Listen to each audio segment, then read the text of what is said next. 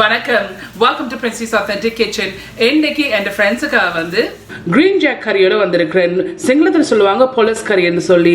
So இந்த பொலஸ் கறி நான் செய்ய போறேன், ஆனால் என் ஹஸ்பண்ட் அசங்கர் தான் செய்ய போறார்.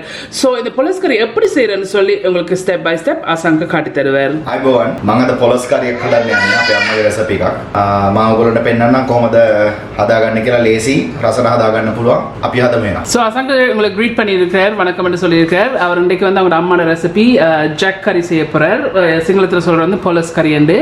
ஸோ இதை எப்படி டேஸ்டா செய்யறேன்னு சொல்லி உங்களுக்கு ஸ்டெப் பை ஸ்டெப் අසංක காட்டி தருவார். இன்றைக்கு අපි මේක හදාගන්න මැටි හට්ටියක ගොඩක් රසයි. මැටි හට්ටියක හදාගත්තොත් ඇලුමිනියම් භාජනයක හදාගන්නවට වැඩිය. නමුත් ඔයගොල්ලන්ට මැටි හට්ටියක් හොයාගන්න බැරි නම් කමක් නැහැ, මේ සාමාන්‍ය භාජනයක හදාගන්න පුළුවන්. උන්නට මැටි හට්ටිය හැදුවොත් හොඳ රසයක් එනවා. ஸோ அசங்கர் என்ன சொல்றாருன்னு சொன்னா, இன்றைக்கு வந்து இந்த மண் சட்டி தான் சமைக்க போறாரு. மண் சட்டியில் சமைக்கிறது வந்து உண்மையிலே நல்ல டேஸ்டா இருக்கு.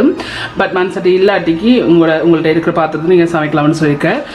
අපි තාම ලිප පත්තු කරලා මොනවත් නැහැ. හොඳ පැහිච්ච පොලොස් ගෙඩියක් මම දන්න ලංකාව නම් හොයාගන්න ලේසි. නමුත් අපිට මේ ටින් එකක ආපු පොලොස් ගෙඩියක් තමයි අපි මේ තියෙන්නේ. පොත්ත සුද්ධ කරලා කෑලි වලට කපලා තියෙනවා පැහිච්ච පොලොස් ගෙඩියක්. මේක අපිට ටින් එකක ඇවිල්ලා තියෙන්නේ. මේකේ கிராம் 315 පොලොස් අරගෙන තියෙනවා. මේ உங்களுக்கு ஸ்ரீலங்கால இருந்து கிரீன் ஜாக் வந்து ஃப்ரெஷ்ஷாக எடுக்கலாம். பட் இங்கே வந்து உங்களுக்கு ஃப்ரெஷ்ஷாக கிடைக்கல, கிடைச்சாலும் நல்லதா இல்லை.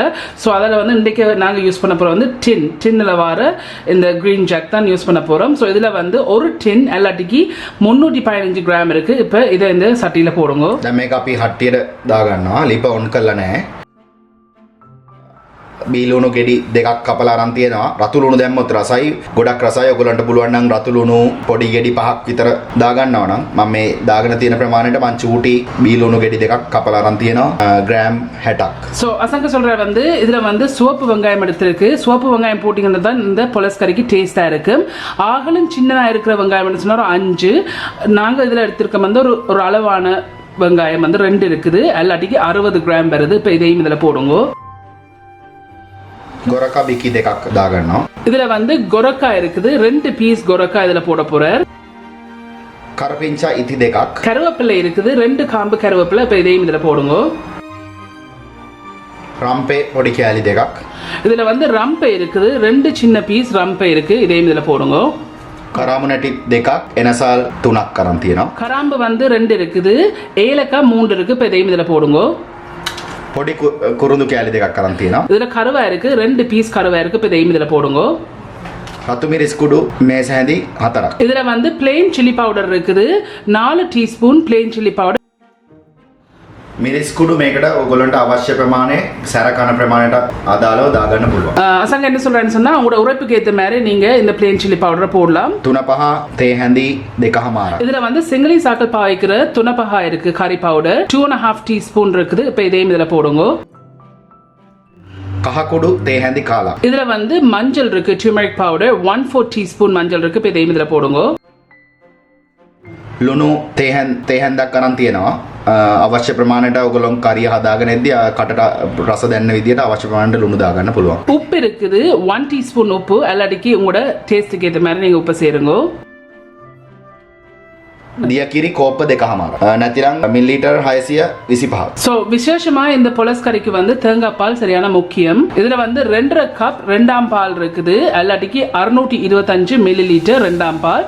இப்போ இதை இதில் விடுங்க.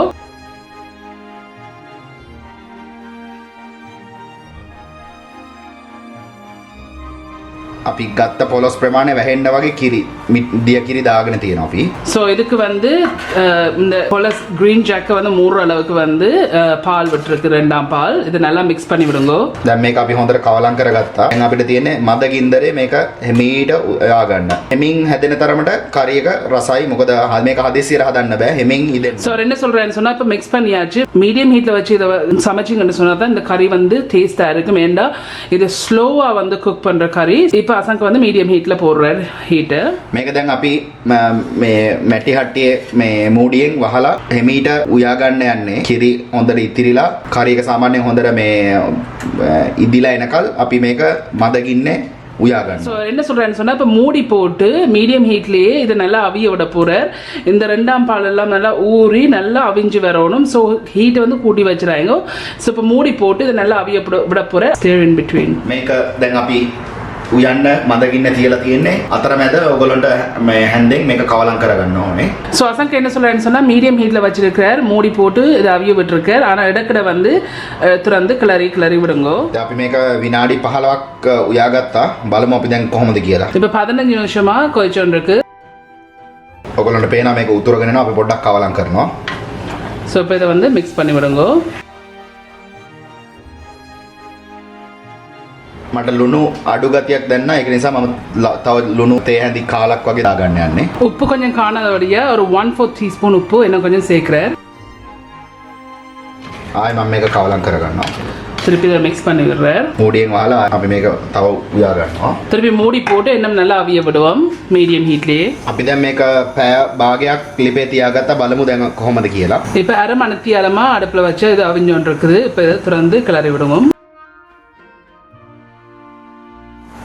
දැන් විනාඩි 30කට පස්සේ මිටිකිරි කෝප්ප භාගයක් මිලිලීටර් වලින් කිව්වොත් මිලිලීටර් 125. இதுல வந்து அரை கப் முதலாம் பால் இருக்குது.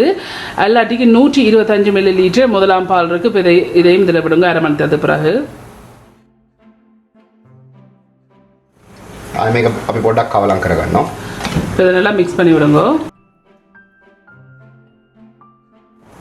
ආයෙ අපි මේක மூடிයෙන් වහලා උයා ගන්නවා. திருப்பி இதை மூடி போட்டு இது நல்லா அவிய விட போறோம். කරීක විනාඩි 20ක් විතර අපි උයාගත්තා. බලමු දැන් කොහොමද කියලා. இப்போ 20 நிமிஷமா இதை கொதிக்க விட்டது. இப்போ திறந்து பார்ப்போம். දැන් අපිට පේනවා මේ හොදි උකු වෙලා තියෙනවා. දැන් අපි මේක ලිපෙන් බා ගන්නවා. ஸோ இப்போ வந்து எங்களுக்கு இந்த திக்னஸ் ஓகே, அதால் வந்து நாங்கள் அடுப்பை நிப்பாட்டுறோம். பட் உங்களுக்கு வேணுமென்று சொன்னால் இதை இன்னும் கொஞ்சம் வைக்கலாம், இன்னும் திக்காகிறதுக்கு. பட் இந்த பொலஸ் கறி வந்து செய்து முடிஞ்சுது.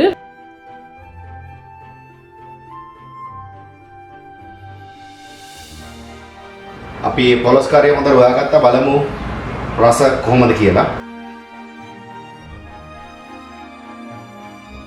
இப்போ டேஸ்ட் பண்ணி பார்க்குறாரு எப்படி இருக்குண்டு. චට්නිය වල ඇවිල්ලා තියෙනවා. දැන් අපි බත් වෙලා තියෙන්නේ. කන්න තමයි ලෑස්ති. ஸோ நல்ல டேஸ்ட்டாக வந்திருக்குது. ரைஸ் வந்து குக் பண்ணியிருக்கோம். ஸோ ரைஸோட சாப்பிட்டீங்கன்னா நல்ல டேஸ்ட்டாக இருக்கும். පොලොස් කාර්යය ඔයගොල්ලෝ හැමෝම දන්නා බත් එක්ක රසයි. හැබැයි රොටි වගේ පාන් ඕන දෙයක් එක කන්න පුළුවන් ඉතින්. அசங்க சொல்கிறேன் என்னன்னு சொன்னால் ரைஸோட சாப்பிட நல்ல டேஸ்ட்டாக இருக்கும். பட் ரொட்டி பான் எல்லாத்தோடையுமே இதை நீங்கள் சாப்பிடலாம், நல்ல டேஸ்ட்டாக இருக்கும். ஸோ இந்த பொலஸ் கறி வந்து செய்து முடிஞ்சது. ඔගොල්ලොත් ගෙදර වෙලාවක් තියෙනලාට පොලොස් කාර්යයක් උයලා බලන්න. හොඳ රස ගුණ කෑමක්. உங்களுக்கு ஃப்ரீ டைம் இருக்க ட்ரை பண்ணி பார்க்க சொல்லியிருக்கேன். நல்ல ஹெல்த்தியான டிஷ் இது. ஸோ கண்டிப்பாக இதை ட்ரை பண்ணி பாருங்கள். உங்களுக்கு இந்த வீடியோ பிடிச்சிருந்து சொன்னால் மறக்காமல் தம்ஸ் அப் பண்ணுங்கள். இந்த வீடியோ உங்களோட ஃப்ரெண்ட்ஸ் அண்ட் ஃபேமிலியோட ஷேர் பண்ணுங்கள். உங்களுக்கு இந்த சேனல் வந்து இன்ட்ரெஸ்டிங்காக பிடிச்சிருந்தேன்னு சொன்னால் சப்ஸ்கிரைப் பட்டன் அமைத்தி அதுக்கு பக்கத்தில் இருக்க பெல் ஐக்கன் அமைத்தினா தான் நாங்கள் அப்லோட் பண்ணுற வீடியோஸ் எல்லாம் உங்களுக்கு நோட்டிஃபிகேஷன்ஸ் வரும். ஸோ மீண்டும் இன்னொரு இன்ட்ரெஸ்டிங்கான டிஷ்ஷில் சந்திக்கும் வரையும் நன்றி, வணக்கம். අයිබෝවන්.